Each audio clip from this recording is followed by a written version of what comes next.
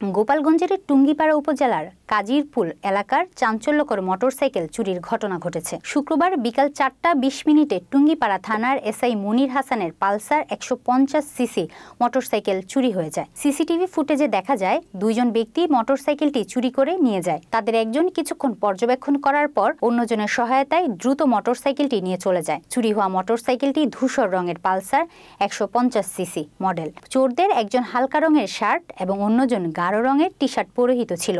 তাদের বয়স আনুমানিক 25 থেকে 30 বছর। এ বিষয়ে টুঙ্গিপাড়া থানার এসআই মনির হাসান জানান, আমরা সিসিটিভি ফুটেজে সংগ্রহ করেছি এবং চোরদের শনাক্ত করার চেষ্টা করছি। যদি কেউ তাদের চিনে থাকে অনুগ্রহ করে টুঙ্গিপাড়া থানায় যোগাযোগ করুন। স্থানীয়রা জানান, সম্প্রতি এলাকায় চুরির ঘটনা বেড়েছে এবং তারা নিরাপত্তা নিয়ে উদ্বিগ্ন। গোপালগঞ্জে পূর্বেও চোর চক্রের সদস্যরা গ্রেপ্তার হয়েছে, তবে বর্তমানে চুরির ঘটনা বাড়ছে, যা জনগণের মধ্যে উদ্বেগ সৃষ্টি করেছে।